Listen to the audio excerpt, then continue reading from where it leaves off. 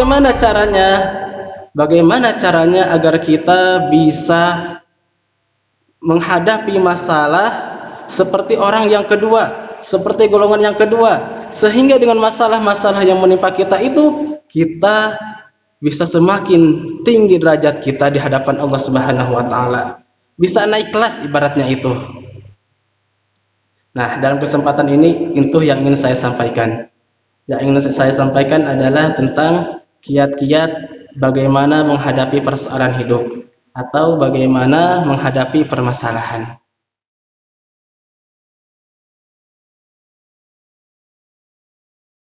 Bismillahirrahmanirrahim. Assalamualaikum warahmatullahi wabarakatuh. Innal hamdalillah nahmaduhu wa nasta'inuhu wa nastaghfiruh wa na'udzu billahi min shururi anfusina wa min sayyiati a'malina may yahdihillahu fala mudilla lahu wa may yudlil fala hadiya lahu.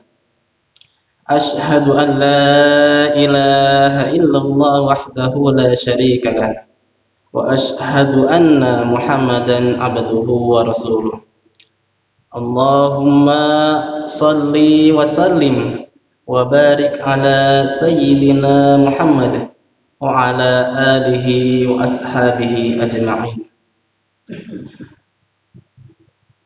Ya ayyuhalladzina amanu taqullaha wal tanzur nafsum ma qaddamat lighad wattaqullaha innallaha khabirum bima ta'malun.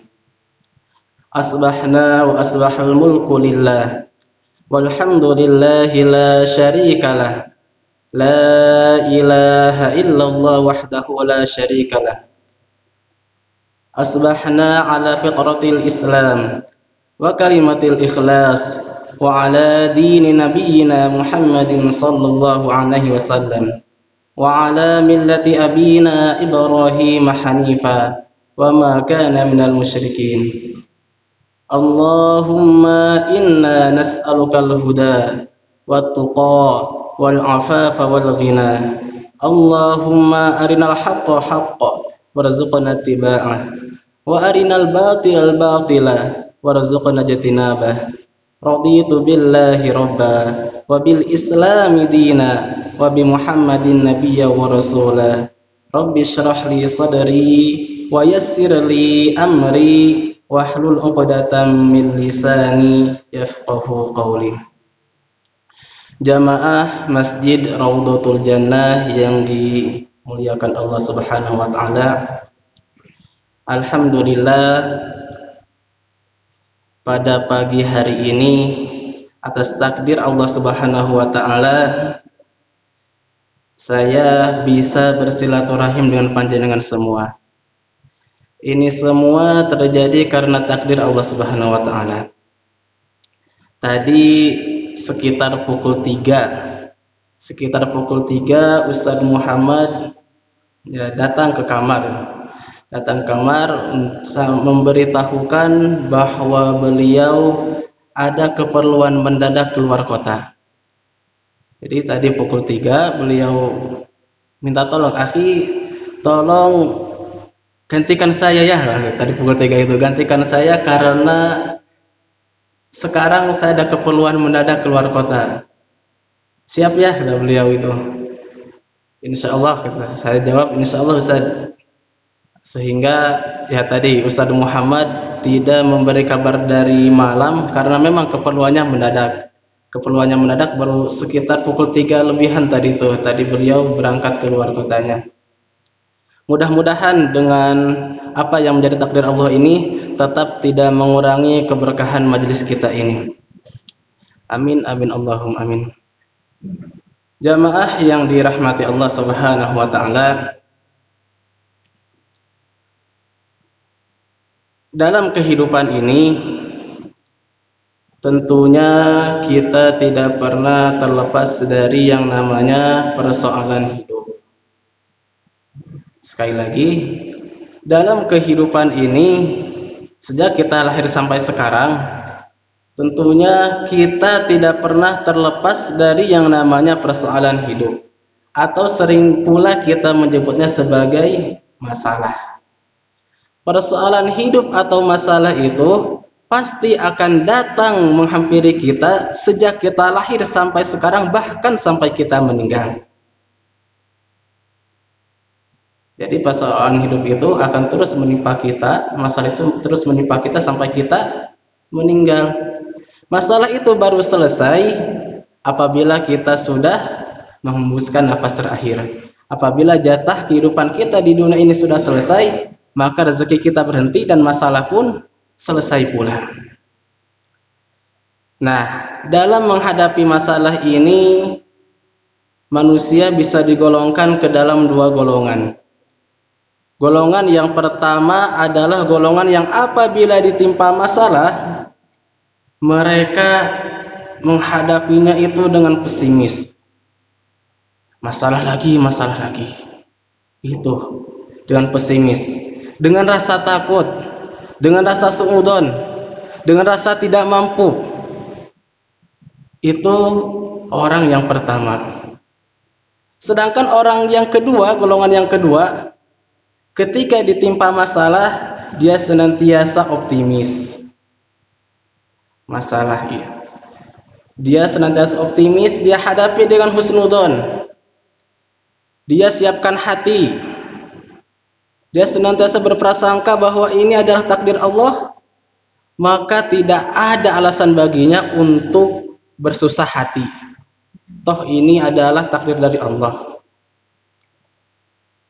Dengan masalah yang sama, seseorang, dua orang akan mendapatkan hasil yang berbeda. Karena apa? Karena perbedaan sikap dalam menghadapi masalah. Orang yang pertama karena menghadapi masalah dengan sikap yang kurang baik, akhirnya apa yang terjadi? Yang terjadi semakin merosot kehidupannya itu, mentalnya semakin terjatuh.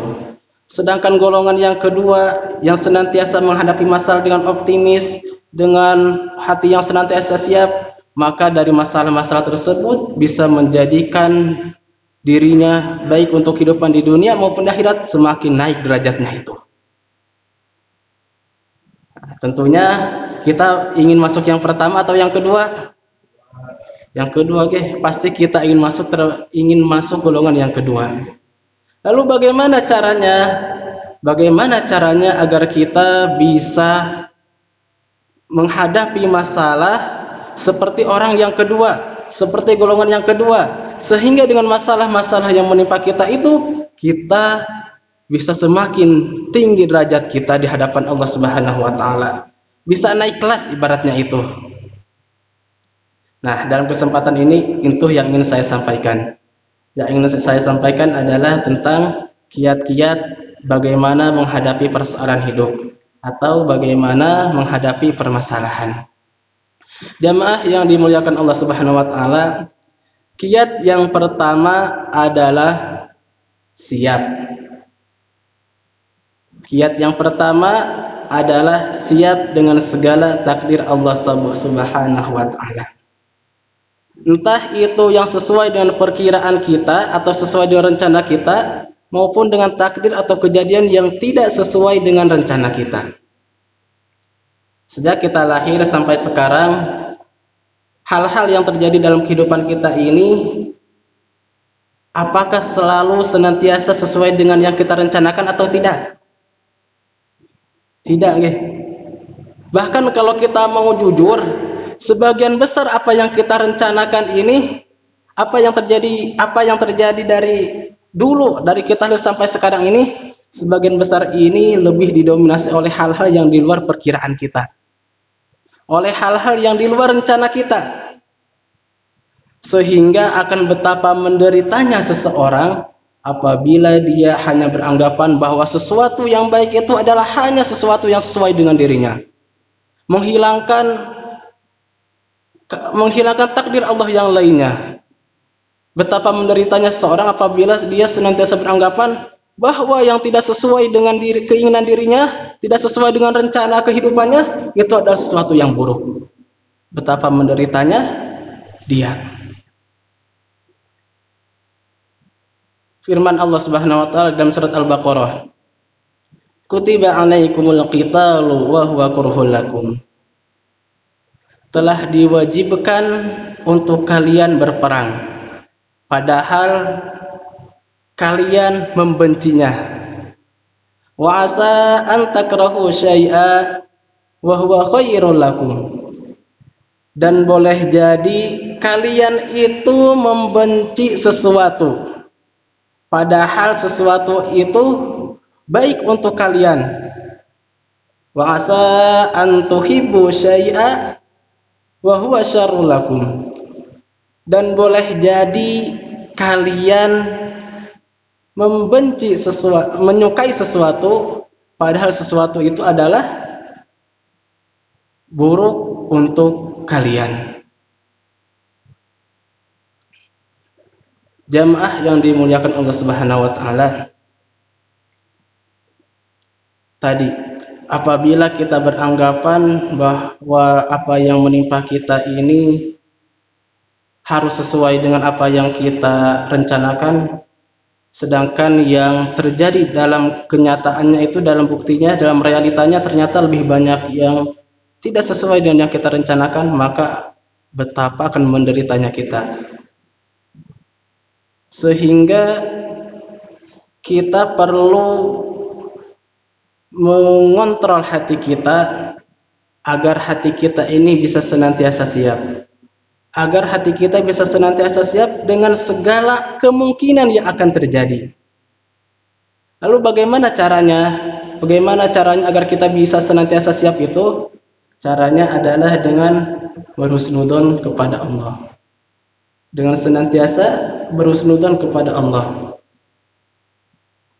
Kembali ke ayat yang tadi sudah saya bacakan. Berhusnudzon kepada Allah itu bisa kita pelajari, bisa kita kuatkan hati kita dengan mengingat-ingat kembali firman Allah tadi, bahwa sesungguhnya apa yang kita sangka baik itu belum tentu baik bagi kita. Mungkin apa yang kita sangka baik itu bagi Allah itu adalah buruk, dan apa yang kita sangka buruk belum tentu hal itu buruk bagi kita. Boleh jadi menurut Allah itu adalah hal yang baik, hanya kita belum tahu, belum mengetahui hikmahnya. Analoginya ketika kita sedang berjalan di jalan yang luas, lalu tiba-tiba kaki kita tersandung sampai berdarah.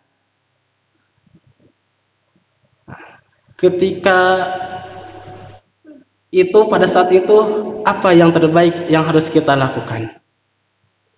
Apakah kita marah-marah atau lain sebagainya?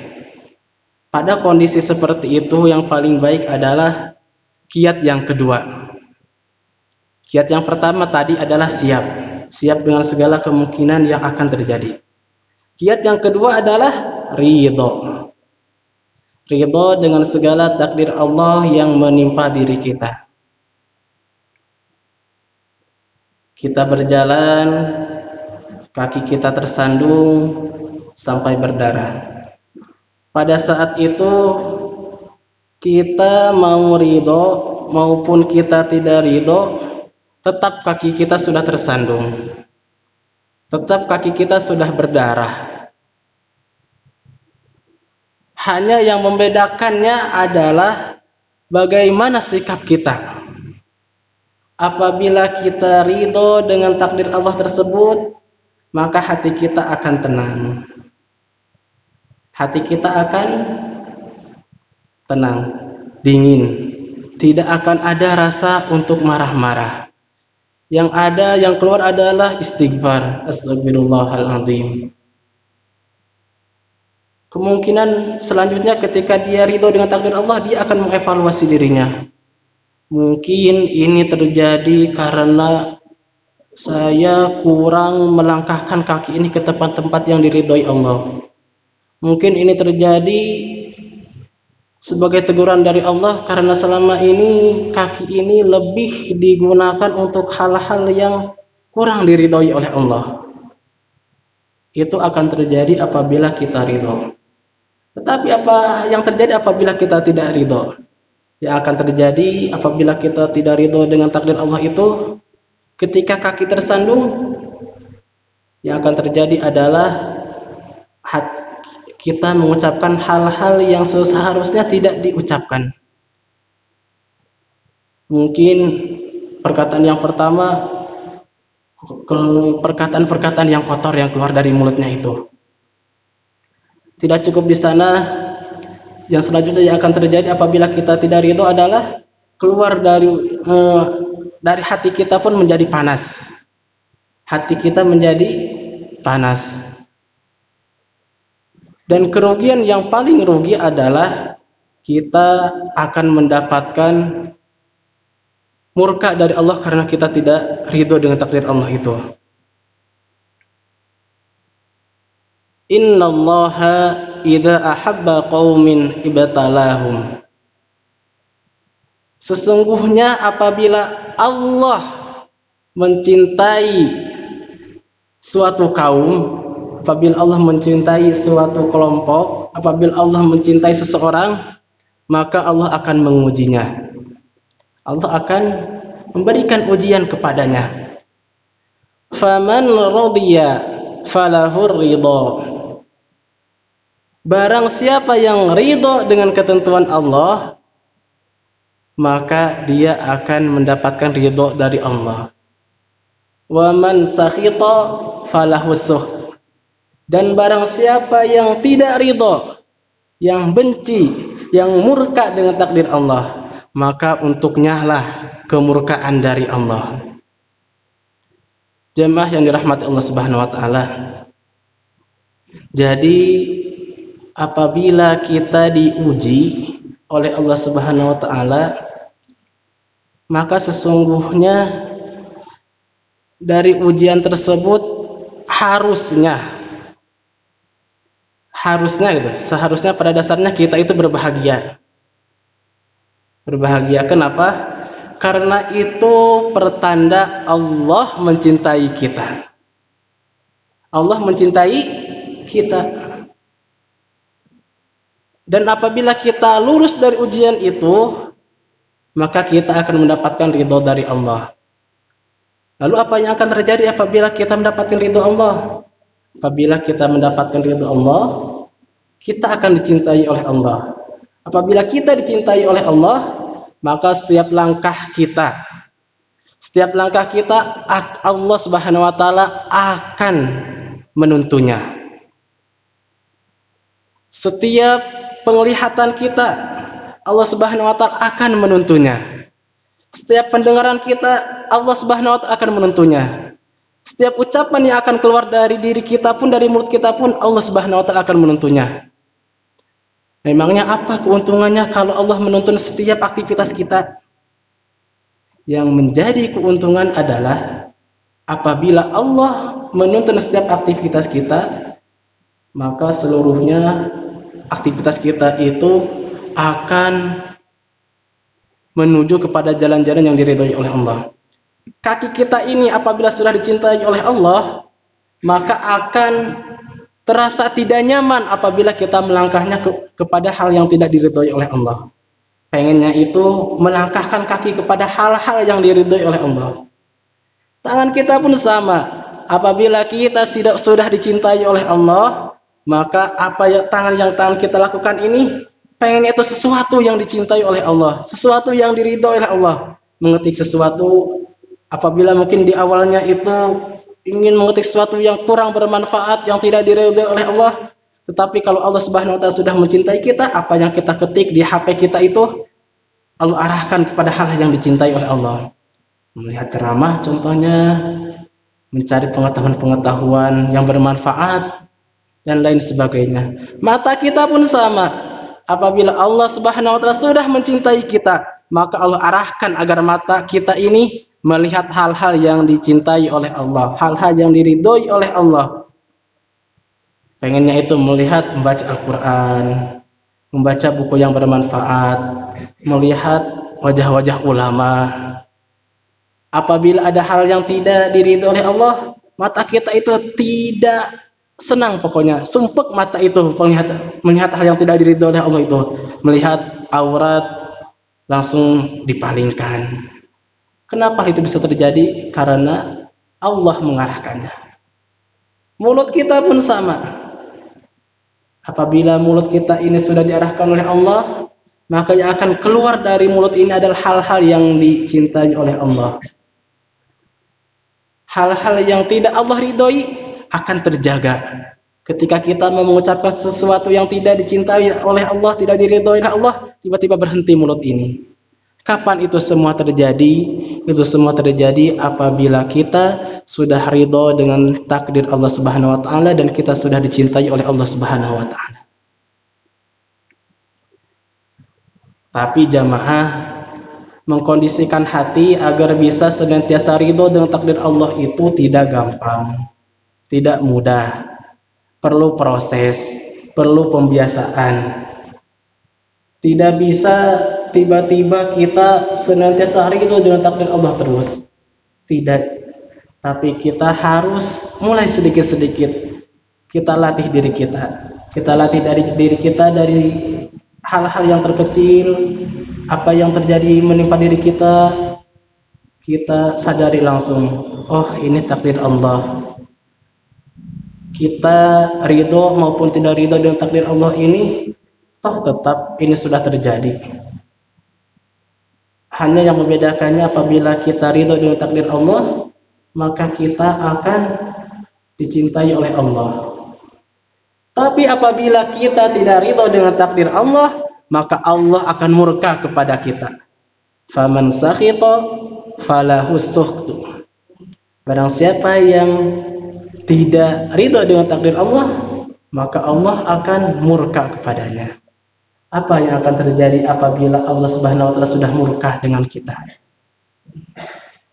Yang akan terjadi adalah kebalikan dari yang tadi. Keinginan kita itu condongnya selalu kepada hal-hal yang tidak diridhoi oleh Allah. Mata pengennya itu melihat yang tidak diridhoi oleh Allah, bahkan mungkin hal-hal yang berdosa. Tangan pun ketika megang HP itu tergeraknya itu kepada hal-hal yang tidak mendorong akan terjadinya suatu manfaat, tidak mendatangkan manfaat, bahkan memunculkan kemurkaan dari Allah. Tentunya kita berlindung dari hal yang seperti itu. Maka jamaah, mari mulai dari sekarang kita terus kontrol hati kita kondisikan hati kita agar hati kita bisa senantiasa ridho dengan takdir Allah. Dan kita juga harus mengajak yang lainnya, keluarga kita. Kenapa? Karena ya hal yang seperti ini tidak bisa kita lakukan sendiri juga. Lingkungan itu sangat membantu kepada kita. Oleh karena itu kita ajak juga keluarga kita, istri, anak, suami, semuanya kita sadarkan, kita ajak semuanya agar senantiasa ridho dengan takdir Allah. Agar apa? Agar ketika pada suatu saat dalam hati kita ini, dalam perbuatan kita ini muncul suatu perbuatan yang seakan-akan kita tidak ridho dengan takdir Allah, ada yang mengingatkan langsung. Ada yang mengingatkan, sehingga akhirnya yang awalnya kita mungkin tidak ridho, tapi karena ada yang mengingatkan, kita ridho dengan takdir Allah. Lalu yang selanjutnya itu kiat yang kedua. Kiat yang ketiga agar kita bisa menghadapi masalah dengan sikap yang terbaik adalah jangan mempersulit diri. Jangan mempersulit diri. Kesusahan-kesusahan yang terjadi kepada diri kita seringkali terjadi karena sikap kita dalam menghadapi masalah itu terlalu berlebihan. Terkadang masalahnya itu tidak terlalu besar, kecil. Tapi karena kita terlalu berlebihan, akhirnya berefek kepada hal yang lainnya sehingga masalahnya menjadi besar. Contohnya di masa seperti ini, di masa pandemi ini. Di masa pandemi ini kita harus senantiasa waspada.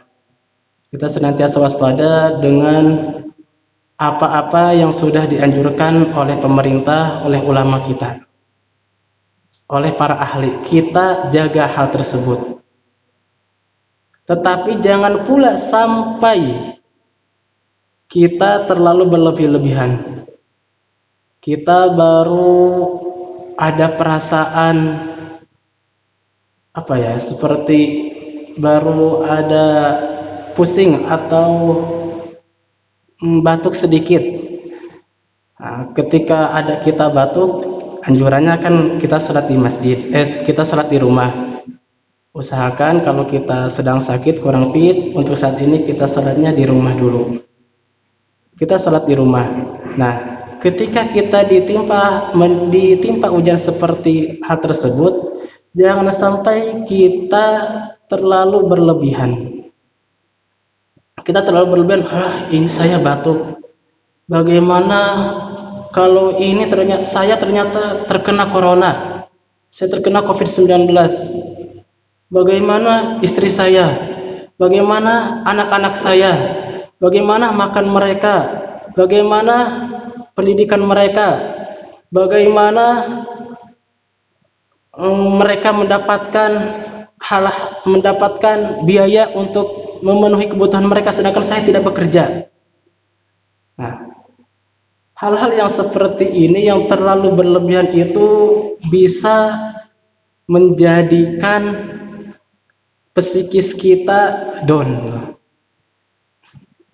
Seharusnya ketika kita ditimpa hal tersebut, terkena batuk contohnya, ya kita sholat di masjid, di rumah dulu, lalu kita sambil berobat dengan obat-obat herbal atau obat-obat yang dianjurkan oleh dokter-dokter. Kalau masih tetap, baru kita periksa. Kita kalau perlu tes, kita tes dulu, baru kita bersikap sebagaimana mestinya. Jangan kita saat ini belum tentu kita ini positif, kita sudah terlalu mikir terlalu jauh, sehingga akhirnya apa? Yang awalnya kita itu hanya batuknya itu sedikit, karena terlalu berlebihan memikirkan hal yang seharusnya belum kita pikirkan, kita menjadi sakit, fisik kita menjadi down, kita lama sembuhnya. Akhirnya apa? Akhirnya kita kurang, aktivitas kita semuanya terbatasi, ibadah kita berkurang. Karena apa? Karena tadi kita terlalu mempersulit diri kita sendiri yang sebenarnya belum pada saatnya kita memikirkannya. Bahkan kalaupun setelah diperiksa ternyata hasilnya itu adalah positif COVID, sehingga harus diisolasi full, tidak boleh ada yang mengunjungi, kita pun jangan sampai terlalu mempersulit diri. Maksudnya apa? Maksudnya kita yakini dalam hati bahwa sesungguhnya apa yang menimpa kita ini adalah takdir dari Allah. Apa yang menimpa kita ini semuanya adalah rencana dari Allah, ketentuan dari Allah. Janji Allah, la yukallifullahu nafsan illa wus'aha. Allah tidak akan membebani seseorang kecuali dengan kadar kemampuannya. Kalaupun dia itu positif, harus sampai dengan dia, bahkan sampai dengan dia meninggal, toh semuanya itu sudah berada di lingkungan takdir Allah. Semuanya itu sudah berdasarkan ketentuan Allah. Allah sudah mengukur kadar kemampuan dirinya dan kadar kemampuan keluarganya. Allah tidak mungkin membebani seseorang sampai Allah itu zalim kepada hambanya, ibaratnya itu. Allah tidak membebani seseorang kecuali hamba itu pada dasarnya pasti mampu menghadapinya. Jadi pada dasarnya setiap permasalahan, setiap cobaan, setiap ujian yang Allah berikan kepada seseorang, pasti dia itu mampu menghadapinya. Hanya bagaimana sikap dia. Bagaimana sikap dia dalam menghadapi ujian cobaan tersebut. Apabila dia dapat menghadapinya dengan sikap yang terbaik, maka dia dapat melewatinya dengan baik pula. Tetapi apabila dia menghadapinya itu dengan hal yang tidak baik, maka yang akan terjadi adalah dia tidak akan lolos dari ujian itu, sehingga akhirnya dia gagal dari ujian tersebut. Itu kiat yang ketiga. Yang pertama tadi kita senantiasa siap. Kita senantiasa siap dengan segala kemungkinan, baik kemungkinan yang sesuai dengan apa yang kita inginkan maupun kemungkinan yang tidak sesuai yang kita inginkan atau di luar rencana kita. Lalu yang kedua adalah kita harus senantiasa ridho dengan takdir Allah. Kenapa? Karena kita mau ridho maupun kita tidak ridho, toh semuanya tetap. Semuanya tetap, hal tersebut sudah terjadi. Hanya yang membedakannya apabila kita ridho dengan takdir Allah, kita akan mendapatkan ridho Allah dan kita akan dicintainya. Tetapi apabila kita tidak ridho dengan takdir Allah, maka Allah akan membenci kita dan murka kepada kita. Lalu yang ketiga adalah kita harus senantiasa siap, jangan mempersulit diri. Kenapa? Karena apa yang menimpa diri kita ini semuanya sudah sesuai dengan kuasa Allah. Apa yang menimpa diri kita ini pada dasarnya kita pasti akan mampu menghadapinya. Lalu kiat yang keempat adalah evaluasi diri. Evaluasi diri. Apa yang menimpa diri kita ini semuanya tidak terlepas dari apa yang kita lakukan pada dasarnya. Sekali lagi, apa yang menimpa diri kita pada saat ini pada dasarnya semuanya tidak lepas dari apa yang kita lakukan sebelumnya. Apabila saat ini kita sedang sakit perut contohnya, kita tinggal evaluasi kita tadi malam atau kemarin apa yang kita makan. Mungkin kita makan hal yang pedas atau makan hal-hal yang sebenarnya perut kita itu tidak cocok dengan makanan tersebut. Kita evaluasi. Nah, evaluasi ini merupakan sifat seorang mukmin. Sifat seorang mukmin yang bertakwa adalah dia senantiasa mengevaluasi dirinya. Bahkan apabila seseorang senantiasa mengevaluasi dirinya dan dia jujur dalam evaluasinya, dia bisa menjadi ahli surga. Suatu ketika Rasulullah SAW ketika sedang berkumpul dengan para sahabat, dan lewat seseorang yang tidak disebutkan namanya. Jadi sahabat ini di kalangan sahabat itu tidak terlalu terkenal. Saking tidak terkenalnya, bahkan dalam hadis pun dia tidak disebutkan siapa nama sahabat ini. Ketika sahabat ini lewat, Rasulullah berkata, akan lewat seorang ahli surga. Satu kali lewat nih. Lalu di lain waktu ketika sedang berkumpul lagi, Rasulullah kembali berkata, akan lewat seorang ahli surga. Oh, ini orang yang kemarin. Lalu di lain waktu lagi Rasulullah berkata, akan lewat seorang ahli surga. Sampai 3 kali. Salah seorang sahabat yang bernama Abdullah bin Amr bin As, berarti anak dari sahabat Amr bin As. Dia penasaran, amalan apa yang dilakukan orang ini sampai Rasulullah menjaminnya sebagai ahli surga. Akhirnya dia pun mendatangi rumah sahabat tersebut, berkata, wahai saudaraku, sesungguhnya saat ini aku sedang ada masalah di keluargaku. Izinkan aku untuk menginap beberapa hari saja di rumahmu. Sahabat ini pun menyambutnya dengan gembira. Menyambutnya dengan gembira. Dilihatnya di waktu malam, dia tidak bangun, untuk salat malam. Oh, mungkin kecapean. Dilihatnya besoknya lagi, oh, dia sholat malam tapi salat malamnya hanya sedikit saja, lebih banyak aku. Dari segi tilawahnya pun ternyata tilawahnya juga tidak terlalu banyak. Puasa pun dia tidak puasa juga. Sampai hari yang ketiga ternyata setelah dilihat, kok dia ini tidak ada amalan yang sebenarnya istimewa. Tidak ada amalan-amalan yang istimewa. Tapi karena sudah 3 hari, sunahnya itu kan kalau dalam bertamu itu maksimal sampai 3 hari. Jadi kalau sudah 3 hari itu dia sebaiknya sudah lah untuk pulang, izin pulang sebaiknya kalau sudah 3 hari.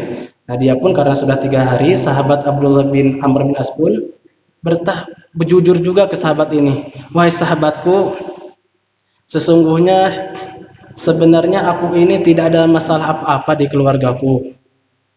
Hanya suatu ketika kami berkumpul bersama Rasulullah berkata akan lewat seorang ahli surga. Dan tidak lama berselang yang lewat itu adalah engkau. Itu Rasulullah sampaikan sampai dengan 3 kali. Dan setelah aku menginap di sini selama 3 hari, aku tidak melihat engkau ini melakukan amalan yang istimewa. Salat malammu tidak terlalu istimewa, bahkan lebih baik salat malamku. Tilawah pun juga sama. Puasa pun begitu juga. Tolong beritahu aku amalan apa yang engkau lakukan sehingga engkau oleh Rasulullah dijamin sebagai ahli surga. Disebutkanlah Rasulullah langsung sebagai penduduk surga. Akhirnya dia pun berkata, engkau benar. Aku memang sholat malam juga kadang-kadang, tilawah pun juga biasa saja, puasa pun juga begitu. Hanya setiap sebelum tidur, aku senantiasa mengevaluasi diri. Setiap sebelum tidur, menjelang tidur, pas mau tidur, aku senantiasa mengevaluasi diri. Apa yang sudah aku lakukan selama seharian ini? Apabila aku melakukan perbuatan yang menyakiti orang lain, maka aku bertekad untuk langsung meminta maaf. Tetapi apabila ada orang lain yang berbuat tidak baik kepadaku, maka aku sudah memaafkan mereka. Jadi setiap mau tidur aku mengevaluasi diri, dan kalau ada orang yang membuat hati ini tidak nyaman atau ada orang yang berbuat tidak baik, maka aku sudah memaafkan mereka. Jadi ketika aku tidur, aku sudah memaafkan mereka semua. Itu saja amalan yang aku biasa lakukan. Kata sahabat, oh berarti memang itu amalan yang menjadi penyebab engkau disebutkan oleh Rasulullah sebagai penduduk surga. Nah, jemaah yang dirahmati Allah Subhanahu wa taala, yang terakhir, kiat yang terakhir karena waktu juga terbatas, yang ingin saya sampaikan setelah 4 hal tadi, yang terakhir adalah jadikan Allah Subhanahu wa taala sebagai penolong kita. Jadi agar kita bisa senantiasa menghadapi persoalan hidup, masalah dengan sikap yang terbaik adalah jadikan Allah Subhanahu wa taala sebagai penolong kita. Kita sadari bersama bahwa kita ini lemah. Kita tidak bisa melakukan sesuatu apabila tidak Allah berikan kekuatan agar kita bisa melakukannya. Dalam salah satu hadis, di hadis Arba'in nomor yang 19, yang awalnya itu ihfadillah yahfadka. Ihfadillah yahfadka, ihfadillah tajidhu tujahaka. Wa'lam annal ummah. Nah ini. Wa'lam annal ummah la wujud law jitama'at atau law jitama'u ala ay yanfa'uka bisain lam yanfa'uka bisain illa law jitama'u ala ay yanfa'uka bisain lam yanfa'uka illa bisain qad qadarallahu lak wa ini jitama'u ala ay yadurruka bisain lam yadurruka illa bisain qad kataballahu